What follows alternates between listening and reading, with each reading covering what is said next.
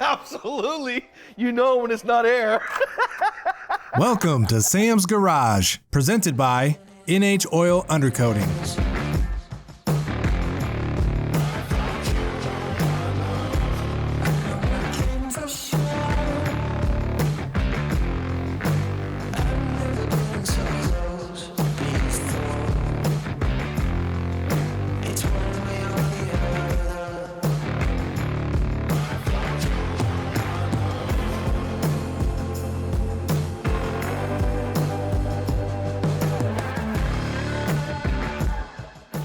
On this episode of Sam's Garage, Sam and Travis install a shift indicator kit in the Jeep Rock Crawler.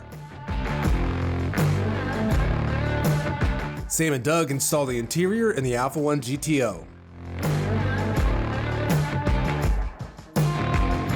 And Sam installs a flex fuel kit on a Shelby GT 350.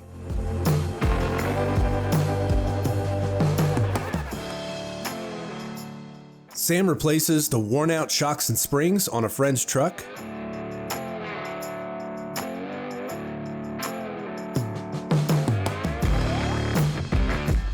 Travis gets ready to help Sam install a shift indicator kit from Lokar Performance in the Jeep Rock Crawler.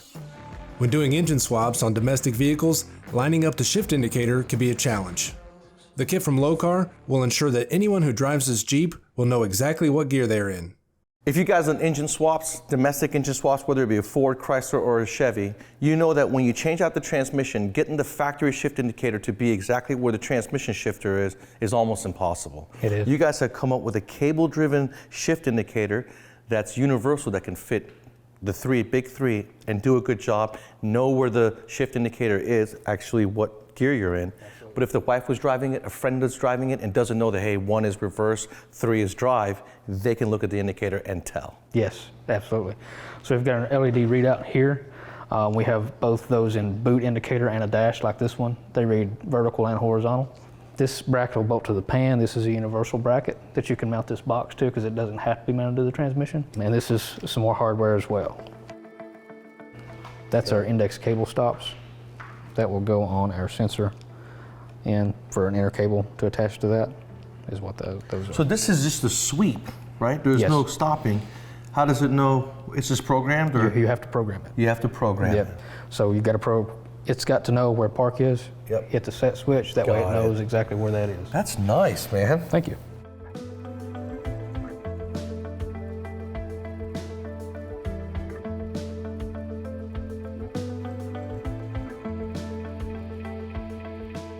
All right, Sam, I see that you're kind of confused as to why we would be mounting this box on this side of the transmission and running a cable around it as opposed to just mounting the box on the other side. We used to do it that way with a linkage rod, and you could still do that. You can certainly mount this on the other side, but this made it more universal for the end user. And in this case, we could have easily mounted this inside because we wanted to avoid mud, or if, Building a nice $250,000 hot rod, and you want nothing seen. All you'll see is the one cable.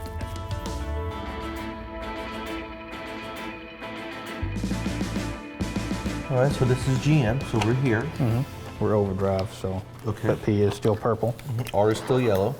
Yellow, Reverse is yellow. blue, Release. brown, white, and green.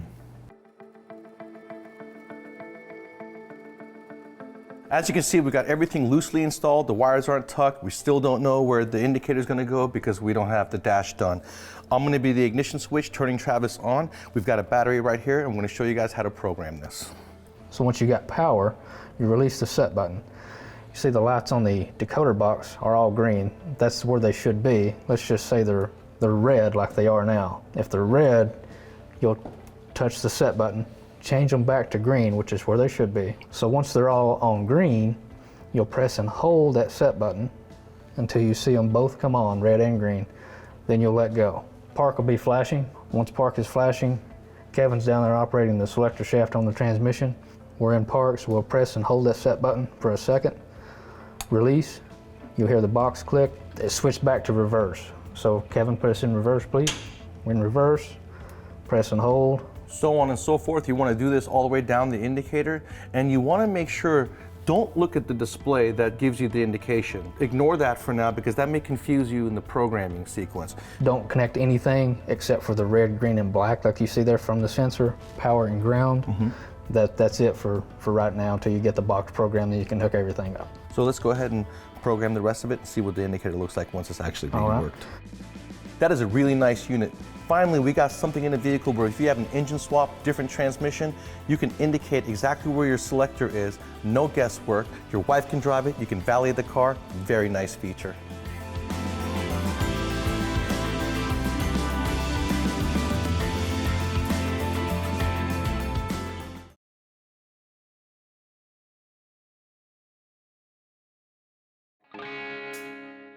Welcome back to Sam's Garage, presented by NH Oil Undercoating.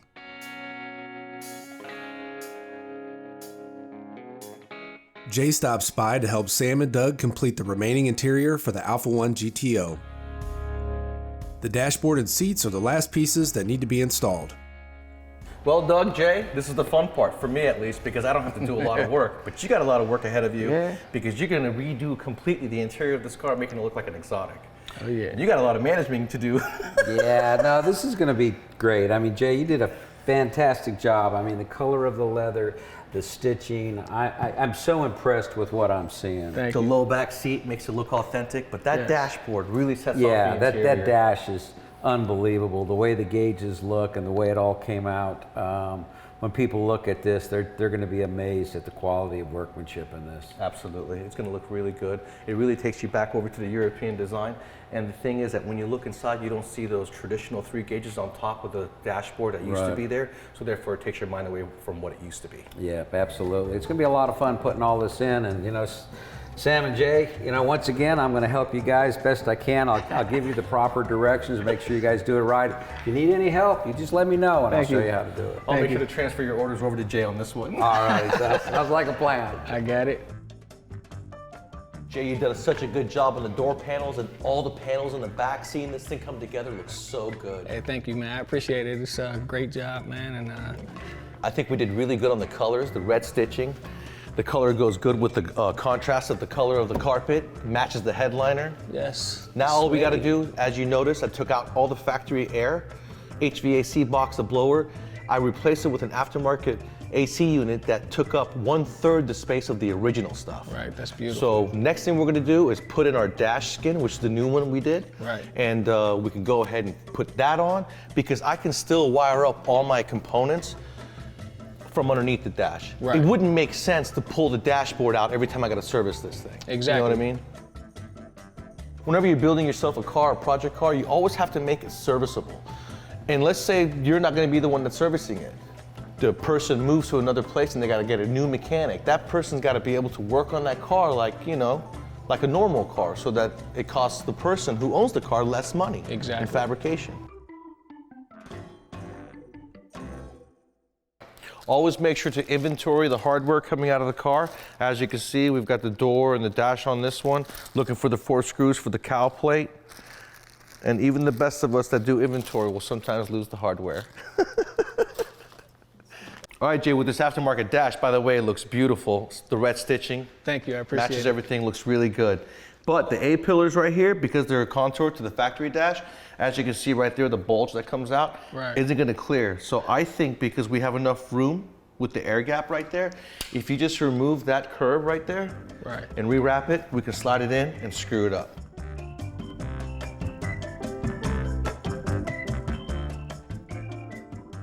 Exactly. You have to stick the glue, well, you have to glue the panel and the material and wait for 10 minutes and wrap it, and it's done. Because the glue will stick to itself and not the material.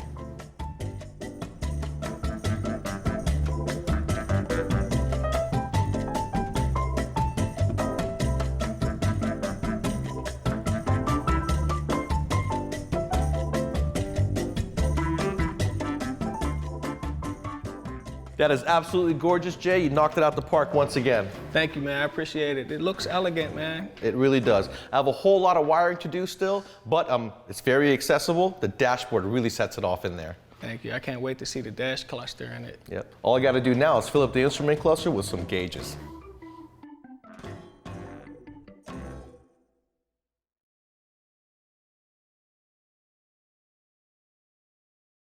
Now back to more Sam's Garage. Sam installs the ProFlex Commander into a Ford Mustang Shelby GT 350. The kit will allow you to start making more power and running cooler on E85. For under $1,000, the investment is well worth the gain in horsepower. Now, ethanol fuel has been very popular for a long time, going on 20 years. Number of reasons is because 1, lower emissions out the tailpipe. 2, lower operating temperatures because the combustion process is lower in temperature. Another big reason is because it's basically alcohol, race fuel at the fuel pump. Fuel normally has 10% of ethanol in it, but about 20 years ago they introduced E85, which is 85% ethanol. That's going to give you more timing, giving you more power. So if you guys are running a boosted applications, turbo or nitrous or even a supercharger, you're going to benefit from that because you can run more timing. You're going to make more power. It's no different than running race gas in your car. So back in 2014, a tuner like myself got tired of having inconsistent tunes. We were relying on switch tunes back then and a sensor like this in the return line to tell us what the percentage of the ethanol was. Well, the ethanol coming out of the pump is very inconsistent. Also, the client filling up his fuel tank can get inconsistent. So they came up with advanced fuel dynamics and the ProFlex Commander. This turns your car into a true fuel flex system. It comes with the computer, comes with a very easy plug and play harness where you're going to interrupt the signals going to the fuel injectors, and then it comes with the FlexLink interface that's going to basically interrupt the return line. They give you the couple hoses, you take off the factory return line, you're going to interrupt it with this, and then that way the computer will see how much percentage the fuel is coming out of the pump and give you a proper tune. So when you get the kit from Advanced Fuel Dynamics, the connectors are going to be plugged into their modules. The connectors are identical. One's going to have more wires than the other one. Take a picture of it so you know once you go to connect the harness to their modules, you don't mix anything up, because there is a left and a right to the wire harness itself. Then my first step is I'm going to go ahead and install my FlexLink by interrupting the return line. Now, before you go removing the return line, you want to take all the fuel pressure out of the fuel rails. One good way of doing that is by removing the fuel pump relay and or the fuse. Then you go inside and try to crank over the engine. That's going to remove all the fuel pressure out of the fuel rails so that when you go to remove the fuel line, it's not going to blow up in your face. Then we're going to install the FlexLink. Once we got the fuel lines tidied up, we're going to go ahead with the harness, making sure that the longer part of the wire harness is going to be on the driver's side, and the ground point is going to go on the passenger strut tower. This is the most important connection you're going to make. You want to make sure that the ground is nice and clean and secure and tight. Then when you go to mount the ProFlex Commander, you want to make sure to keep it away from weather as much as you can and to mount it with the connector facing down so no moisture can build up in the connector itself. You know how we all like to stay connected today? Well, with the Advanced Fuel Dynamics app, you guys can go into your Apple Play Store or your iTunes App Store and download their ProFlex Commander app and connect it to the car, follow the instructions, and with this app you can see the real-time percentages of your fuel and you can see the fuel injector pulse. That's very cool. All right, I'm all done with the installation. What I was doing is making sure I had no check engine lights. If I did connect anything wrong, I would have a code. You guys at home want to make sure to turn the car on 2 to 3 times, making sure you have no fuel leaks and you have no check engine lights. Now, this is going to be really nice because I don't have to worry about switching from a tune back and forth with the fuel that I'm using. And I'm going to have peace of mind knowing that when I go to the gas station, I don't really have to worry about the percentage because Advanced Fuel has me covered with their program. When you guys want to turn your car into a flex fuel system and do it the right way, make sure to check out Advanced Fuel Dynamics.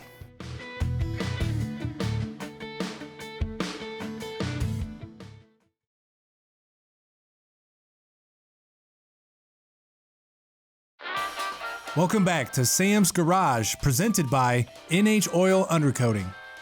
Sam gears up to install a leveling kit from Eibach on a Ford F-150.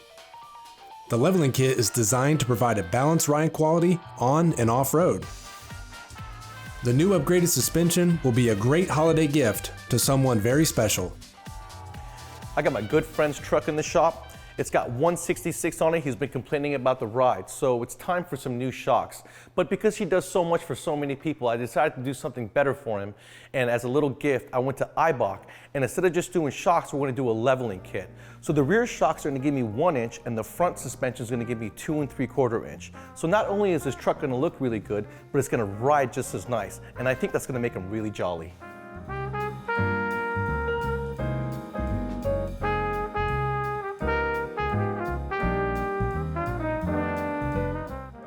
Since I'm working on the front of this truck and everything is exactly the same left to right, what I like to do is, since I have a single tool in my hand, I got some 18mm hardware, I'm gonna knock both sides out. That way it's easy. I got the tool in my hand, I'm gonna knock both sides out and do everything in pairs.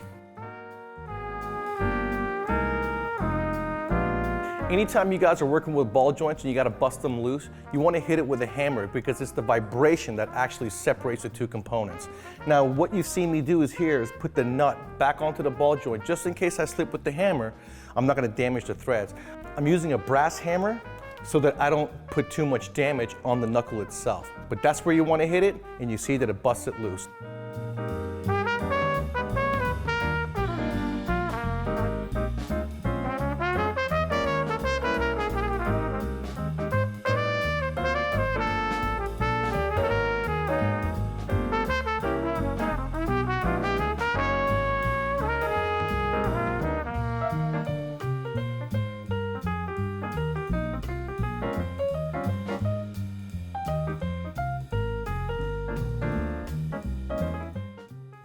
Now I'm gonna be bolting the knuckle back up to the upper A-arm, and because that spring has so much pressure on it, you wanna bring the truck down to the ground and use a floor jack. That way, in case anything ever happens, you're close to the ground and it won't be that bad.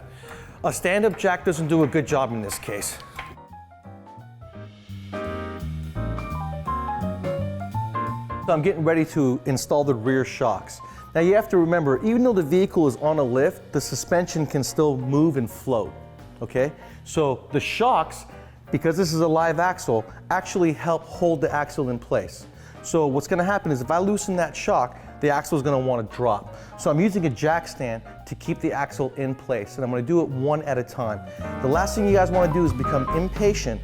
Put that jack stand underneath the differential, okay? It's not a very solid, flat surface to put that on, and it can seesaw on you and it can fall off, causing for a bad day.